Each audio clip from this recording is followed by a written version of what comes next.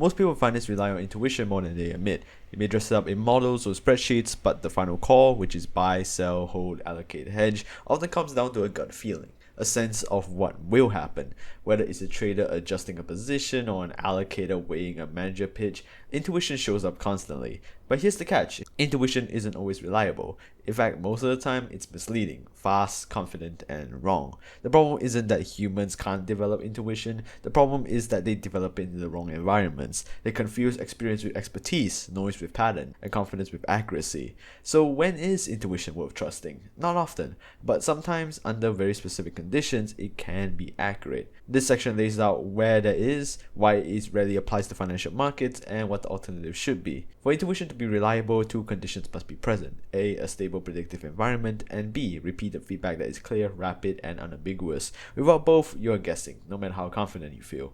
Let's start with the first, a stable environment. That means that the rules of the game don't change. The same actions produce the same outcomes most of the time. If you're learning to play chess or diagnose specific medical conditions, the environment is relatively stable. The pieces follow fixed rules, diseases manifest with identifiable symptoms, you can build pattern recognition. Now contrast this with financial markets. Markets are not stable. They're complex adaptive systems. The rules change. Participants react to each other, sometimes in ways that they've never done so before. A signal that worked last year may fail next quarter. Correlations shift, feedback loops emerge. Cause and effect is often very hard to pin down. This means that developing intuition in markets is far more difficult than people think. What feels like learning is often just overfitting to noise. Second, consider feedback. In skill building environments like firefighting or driving, feedback is immediate and unambiguous. You know if your decision worked. You adjust.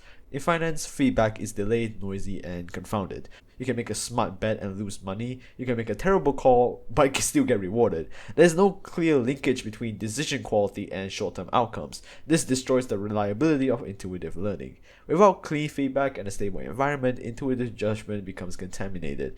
It reflects biases, emotion, and anecdotal memory more than actual signal. That's the core reason financial intuition is often just dressed up randomness. There are exceptions, of course, like niche areas of finance like high-frequency trading. It may approximate a controlled environment. The rules are tighter. Feedback is faster because you're doing high frequency. But for most of finance, which is asset allocation, macro forecasting, long-term investing, the conditions for trustworthy intuition do not exist. And yet, intuition dominates. Why? Because it naturally feels good to the human body. Confidence substitutes for accuracy. People trust their sense of pattern, even when the data tells them it's not real. This is the gap between expertise and pseudo-expertise. Real expertise learned in controlled environments. A chess grandmaster, a doctor, a piano player for instance, but financial professionals often learn in chaotic ones. The result, confidence divorced from validity. Once intuition is known to be unreliable in most financial domains, the natural question is, what's the alternative? The answer is replace intuition with rules, specifically formulas, checklists, and statistical models that operate consistently and without emotional interference. It sounds robotic, but there's a compelling reason for it. Mechanical rules almost always outperform human judgment in noisy, unpredictable conditions. There's decades of research on this. Simple, linear models beat experts in fields like medicine, forecasting, and admissions decisions, even when the experts have more domain knowledge. Why? Because human judgment is inherently inconsistent. It reacts to irrelevant variables like, for example, mood that we covered earlier. It is also affected by fatigue and framing and what coffee that the person had this morning. In finance, this applies too. Consider credit scoring models outperform loan officers, quantitative models outperform managers over long-term periods, and risk models, even simple ones, beat gut-level assessments in portfolio construction. This resistance to formulas isn't based on evidence, it's psychological. People don't like the idea of being replaced by a spreadsheet, even if it's better. They think that their intuition captures nuances that the formula misses. But this is an illusion. Most of what the formula misses or what counts as intuition is often noise, so it doesn't materially affect the outcome in a positive way. Now, let's be clear here, formulas aren't perfect. I'm just saying that a bad formula is worse than no formula. If you hard-code false assumptions, the results will reflect that. The model will do worse than the human intuition. But here's the critical point. Even flawed formulas often outperform human judgment, not because they're brilliant, but because they're consistent. The human brain is a noisy decision-making machine. Every judgment is a combination of biases, heuristics, and memory distortions. Formulas remove that variability. They may be wrong, but they're wrong the same way every time. This makes them easier to analyze and eventually improve.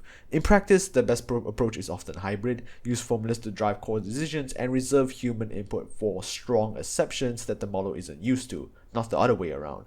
But most of finance still operates in reverse. Humans make decisions and formulas play support. It's actually backwards to what's optimal. For real improvement, the structure must flip. Put rules first, override rarely, and track overrides rigorously. Until that happens, financial judgment still remains contaminated. This leads to one of the most powerful tools for improving judgment in uncertain domains: the outside view. The inside view is your intuitive, case-specific perspective. It's based on the unique features of the current situation, the story, the details, that this time is different logic. The outside view ignores that. It starts with base rates, statistical data from similar causes. It asks, what happens usually in situations like this? This shift is crucial in thinking, because in most forecasting tasks, the inside view is overconfident and misleading. People overweight specifics and ignore the general case. The outside view restores balance. For example, let's say a fund manager is launching a new strategy. They have a detailed pitch, unique insights, innovative execution, elite team, etc., etc. That's all inside view. The outside view asks, what percentage of new strategies like this outperform over 5 years? The answer is actually probably very low, maybe 10 to 15%.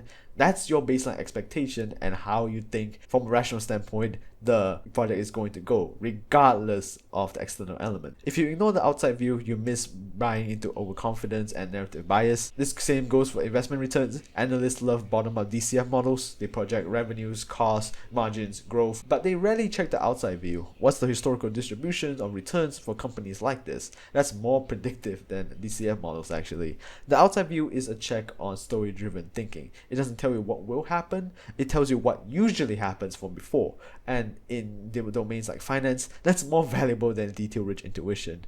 Implementing this in finance requires humility. You have to admit that your situation probably isn't special, that your judgment or intuition is probably flawed, and others before you have made the same bet with your same style of thinking and have failed. That's hard, but it's necessary, because the only way to improve judgment in uncertain, noisy environments is to make formulas help your thinking. That means start with base rates, always. Use formulas when possible. Rely on human intuition when the assumption is so large. And default to the all outside view when you're thinking about your project. Treat the inside view as a hypothesis, not as a forecast. That allows you to remain consistent. Professionals who do this consistently outperform those who rely on gut and narrative. It's not about intelligence, it's about structural thinking and making sure that the variations of thinking or judgment inside your mind do not corrupt your results.